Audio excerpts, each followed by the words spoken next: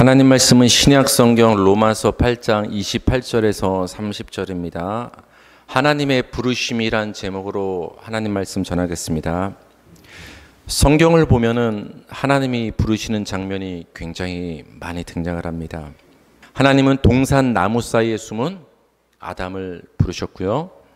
하나님은 떨기나무 가운데서 모세를 지도자로 부르셨습니다. 하나님은 이스라엘 민족을 애굽에서 불러내셨습니다. 그리고 예수님은 베드로와 안드레 그리고 야고보와 요한을 그 바다에서 불러내셨습니다. 또 예수님은 12제자뿐만 아니라 자기가 원하는 자들을 부르셨다라고 마가복음 성경은 우리에게 말을 해주고 있습니다. 우리 로마서 1장 1절만 한번 읽어볼까요? 시작. 예수 그리스도의 종 바울은 사도로 부르심을 받아 하나님의 복음을 위하여 택정함을 입었으니. 사도 바울은 사도예요. 근데 우리가 잘 알고 있는 사도는 몇 명이죠? 12제자가 사도죠. 그러니까 예수님의 제자는 이 땅에서 수백 명, 굉장히 많았어요. 수천 명. 근데 그 중에서 12명만 사도로 이렇게 호칭을 받는단 말이에요.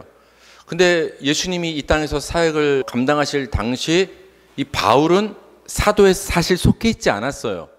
예수님이 승천하신 다음에 담메색으로 가던 그 길가에서 예수님을 만나고 난 이후로 사도로 칭함을 받게 됐어요. 그래서 사도 바울이 이렇게 고백하는 거예요. 예수 그리스도의 종 바울은 사도로 부르심을 받았다. 그러니까 불러주지 않으면 사도가 아닌 거예요. 나 사도하고 싶어요.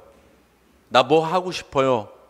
나 예수님의 특별한 일꾼 되고 싶어요. 이래서 사도가 되는 것이 아니라 예수님이 바울을 사도로 불러주셨기 때문에, 사도의 자리로 불러주셨기 때문에 그 은혜로 사도가 되었다고 성경은 기록을 하고 있습니다. 이렇게 성경에서 하나님이, 예수님이 여러 사람들을 부르시는 장면이 등장을 하는데, 이 모습은 하나님이 저와 여러분, 우리 성도를 부르셨다는 것을 얘기해 줍니다. 우리 고린도전서 1장 2절 읽겠습니다. 시작. 고린도에 있는 하나님의 교회 곧 그리스도 예수 안에서 거룩하여지고 성도라 부르심을 받은 자들과, 고린도 교회 그 성도를 향해서 성도라 부르심을 받은 자들과, 고린도 교회 성도들이 성도일 수 있는 것은 그들이 자격을 갖췄기 때문이 아니라 하나님이 성도로 불러주셨기 때문에 그들이 성도로 서게 되는 거예요. 마찬가지로 저와 여러분이 하나님의 성도로 이 자리에 하나님 앞에 나올 수 있었던 것은 하나님이 여러분을 성도로 불러주셨기 때문에 우리가 성도가 된 거예요. 부르심에서 성도가 된 것이죠. 우리 데살로니가 후서 2장 14절 시작. 이를 위하여 우리의 복음으로 너희를 부르사 우리 주 예수 그리스도의 영광을 얻게 하려 하심이라. 우리가 복음을 붙잡은 것 같지만 하나님이 복음으로 여러분을 불러주신 거예요. 이걸 쉽게 말하면 하나님이 복음을 믿게 해 주셨다라는 거예요.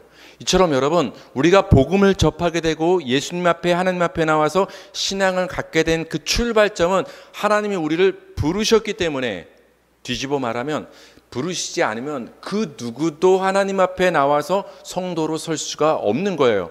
여러분은 다 하나님의 성도가 되신 줄 믿습니다. 그럼 거슬러 올라가서 하나님이 나를 부르셨구나, 그렇게 아시면 되는 거예요.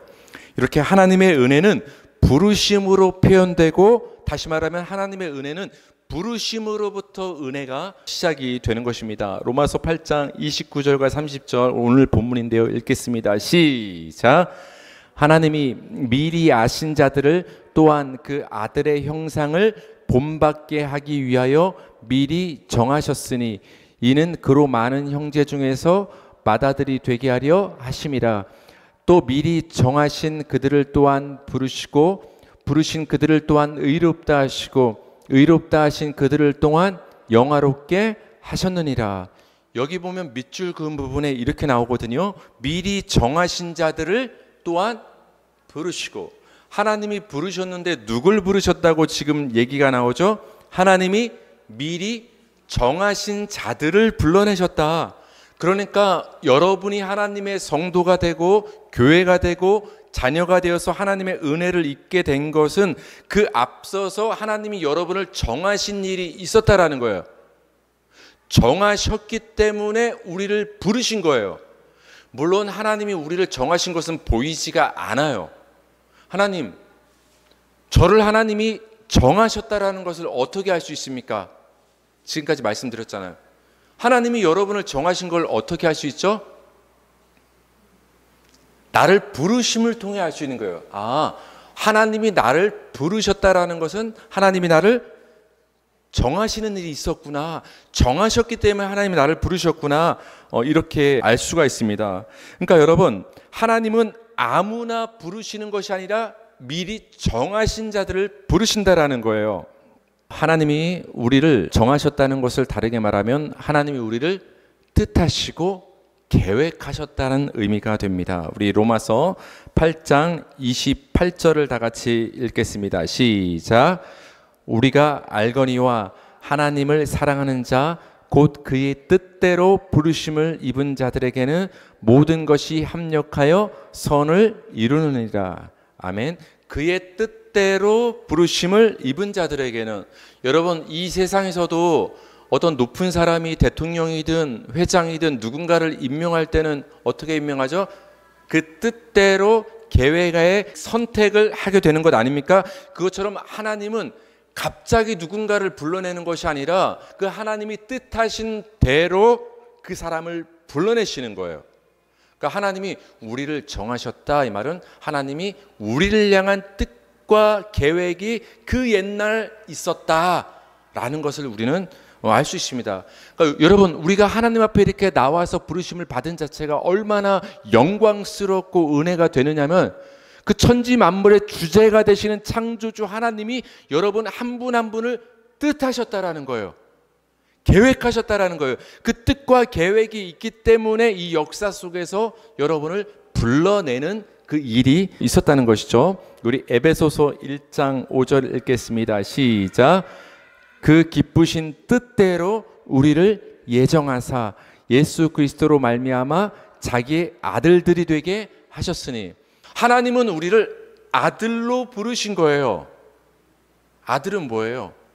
아버지의 유업을 물려받는 게 아들인 거예요. 그러니까 여러분은 하나님의 유업을 물려받기 위해서 부르신 존귀한 자들이 되는 거예요. 근데 그 아들의 자리로 우리를 부르셨는데 아무나 부르는 게 아니라 하나님의 뜻대로 정하신 자들을 그 자리로 부르신다라는 거예요. 아, 하나님이 나를 부르셔서 예수를 믿어서 하나님의 아들과 자녀가 되게 하셨다는 것은 그 옛날 내가 어머니 모태에 조성되기 전에 하나님이 나를 뜻하시고 예정하시고 정하신 그 귀한 일이 있었구나. 그걸 우리는 깨닫게 되는 것이죠. 이사야 49장 1절은 이걸 굉장히 정확히 말씀해 주세요. 읽겠습니다. 시작. 섬들아 내게 들어라, 먼 곳 백성들아 귀를 기울이라. 여호와께서 태에서부터 나를 부르셨고 내 어머니의 복중에서부터 내 이름을 기억하셨으며. 여러분, 엄마 뱃속에 있을 때 뭐 했어요? 기억나시는 분? 그러면 그 엄마 뱃속에서 엄마가 여러분 모태에서 부르는 그 태교의 소리를 혹시 들어보신 분? 솔직히 기억이 안 나죠?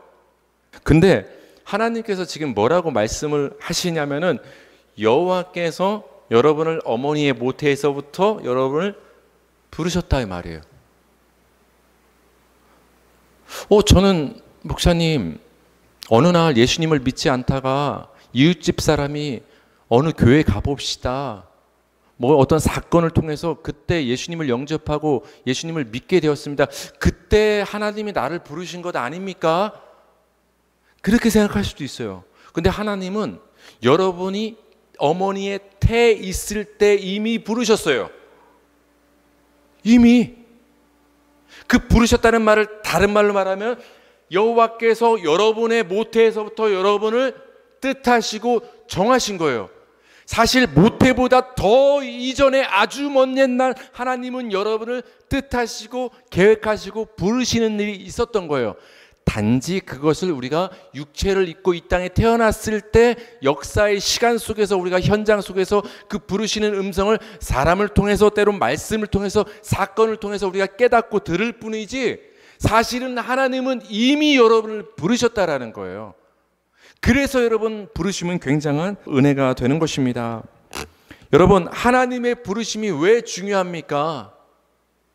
하나님이 우리를 부르셨다는 것이 왜 존귀하고 왜 중요한가? 하나님이 여러분을 부르시기에 앞서서 어떠한 일이 있었다고 했죠? 그쵸, 잘했어요. 정하신 일이 있었어요. 좀 같은 말이긴 하지만 그 정하신 일이 있기 전에 하나님이 우리를 그 마음속에서 어떻게 하신 거죠? 찜하셨다. 그렇죠. 뜻하신 일이 있었다. 물론 같은 말로 할 수도 있지만 하나님이 여러분을 부르시기 전에 앞서서 이미 여러분을 뜻하시고 정하시는 일이 있었기 때문에 여러분을 부르신 거예요. 그래서 부르심이 중요한 거예요. 그러니까 여러분을 향한 하나님의 부르심은 하나님의 뭐에서 흘러나오고 비롯된 거예요? 하나님의 뜻에서 여러분의 부르심이 나온 거예요. 이게 굉장히 소망이 되고 중요한 말이 되는 거예요. 하나님이 그냥 우리를 부르신 게 아니라 하나님의 뜻으로부터 여러분을 향한 부르심이 나온 게 얼마나 귀한 일인지 모르냐는 거예요. 그 이유를 말씀드릴게요. 로마서 11장 29절 한번 읽어볼게요. 다 같이 시작. 하나님의 은사와 부르심에는 후회하심이 없느니라. 하나님의 부르심에는 후회가 없다. 여러분, 우리 살면서 얼마나 후회합니까? 많은 후회를 하지 않습니까? 내가 이 사람을 안 만났더라면, 이 여자를 안 만났더라면, 이 남자를 안 만났더라면, 내가 고등학교 때 놀지 않고 공부를 했더라면, 내가 지난 밤에 술을 퍼마시지 않았더라면 이런 실수를 하지 않았을 텐데, 굉장히 사소한 것부터 진지한 것까지 우리는 우리의 선택에 있어서 돌이켜봤을 때 굉장한 후회가 사실 많습니다. 그래서 굉장히 조금 우스갯소리지만 사람이 죽을 때 어떻게 웃고 죽는다고 했죠? 웃음소리는 하하, 호호 여러 가지가 있지만 껄껄껄 하고 죽는다고 하지 않습니까? 뭐 할 걸, 살아있을 때 뭐 할 걸, 그런 그만큼 후회하는 마음이 가득 찬 상태로 우리 인생은 살아간다는 것이죠. 후회하기 때문에 사람은 결국 선택을 취소하고 철회하는 일이 있습니다. 계약 파기.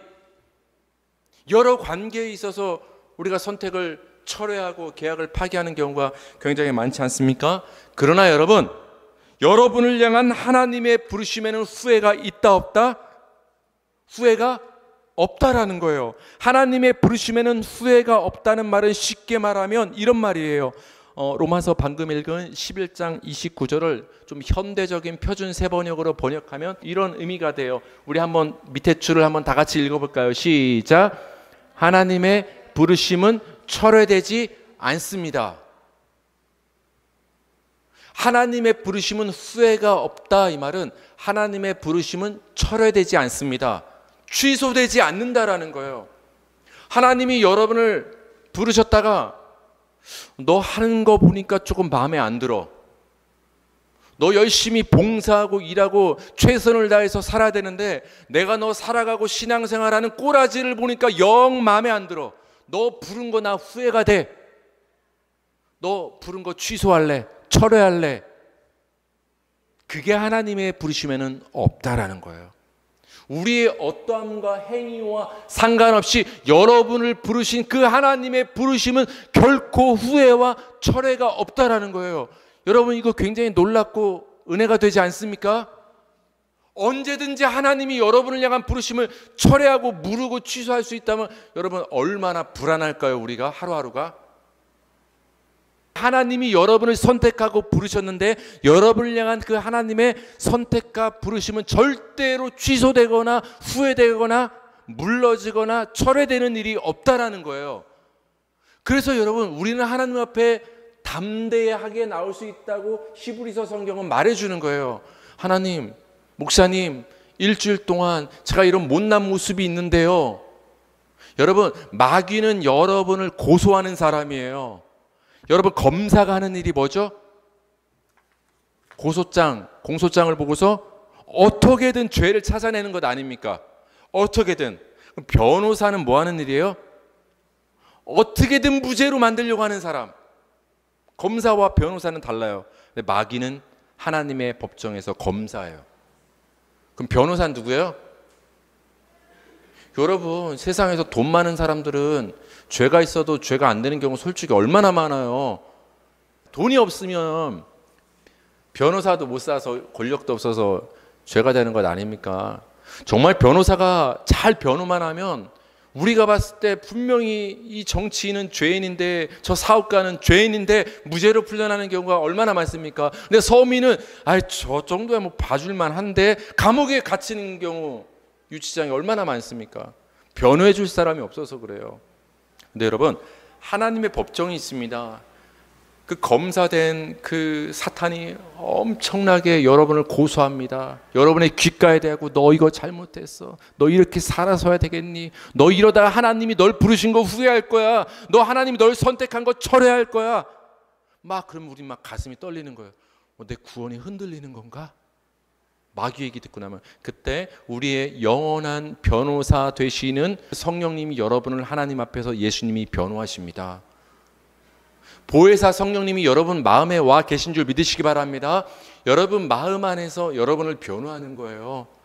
아무개야, 너희는 하나님의 부르심을 받은 존귀한 아들이야. 마귀는 너희의 귀에 대고 너를 향한 하나님의 부르심이 철회된다고 취소된다고 겁주고 있는데 그거 아니야. 너희 모습이 조금 못났을지라도 하나님이 너희를 뜻하시고 선택하시고 부르셨기 때문에 그 하나님의 부르심에는 결코 후회하심이 없어. 그러니까 흔들리지 마. 그 하나님의 부르심을 꽉 잡아. 마음을 평안하게 가져. 성령님이 여러분 안에서 막 여러분을 변호하시는 거예요. 또 누가 변호하시는 거예요? 하나님의 우편에 앉아 계신 예수님이 여러분의 유일한 중보자가 되어서 하나님께 계속 여러분을 변호하시는 일을 지금도 하고 계신 거예요. 사탄이란 검사가 이기겠어요? 예수님과 성령님이라는 변호사가 이기겠어요? 그러니까 여러분 마음을 평안히 가지세요. 마음 평안히. 여러분을 향한 하나님의 부르심은 후회가 없어요. 하나님이 여러분을 향한 그 부르심은 결코 후회와 취소와 무르고 철회되는 일이 없기 때문에 여러분의 성도됨, 하나님의 백성됨, 하나님의 자녀됨은 결코 흔들리지 않고 영원하다는 걸 믿으시기 바랍니다. 왜? 여러분을 향한 부르심은 하나님의 뜻에서 흘러났기 때문에, 하나님의 뜻에서 여러분을 향한 선택과 부르심이 나왔기 때문에 그 선택과 부르심은 안 흔들리는 거예요. 여러분, 사람의 뜻은 흔들리지만 하나님의 뜻은 변합니까? 안 변해요. 하나님은 뜻하시면 반드시 이루시는 분이세요. 근데 그 하나님의 뜻에서 여러분을 향한 부르심이 나왔기 때문에 그 부르심도 흔들리지 않는 거예요. 그래서 하나님은 신실하신 하나님이 되시는 것입니다. 우리 마지막으로 데살로니가 전서 5장 24절 읽겠습니다. 시작. 너희를 부르시는 이는 미쁘시니 그가 또한 이루시리라. 얼마나 은혜가 되는 말씀이에요. 여러분을 부르신 하나님은 미쁘시다, 이 말은 신실하시다, 변함이 없으시다. 왜? 한 번 뜻한 거는 반드시 이루신다. 그렇죠? 반드시 이루신다 뒤에 나오잖아요. 그가 또한 이루시리라.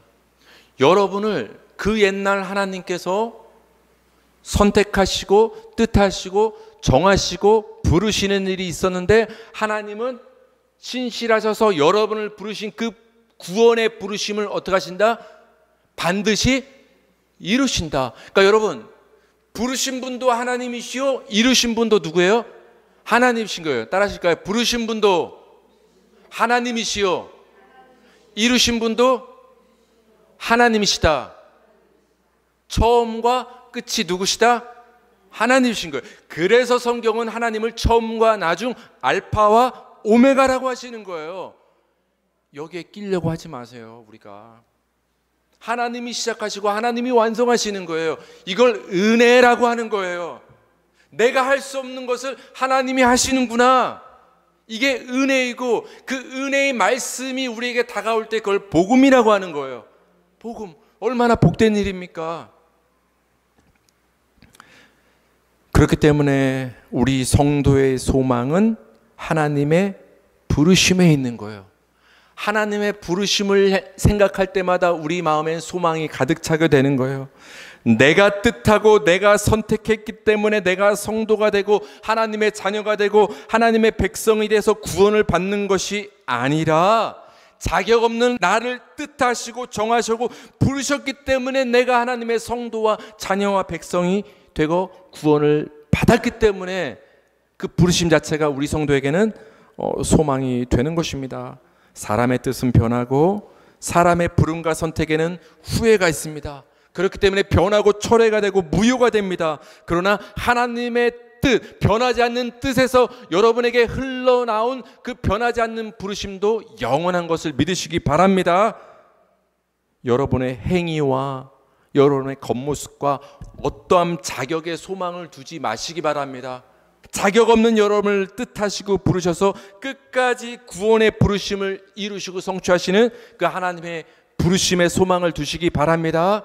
여러분을 부르신 그 하나님의 은혜가 날마다 이 삶 가운데 함께하기를 주님의 이름으로 축복합니다.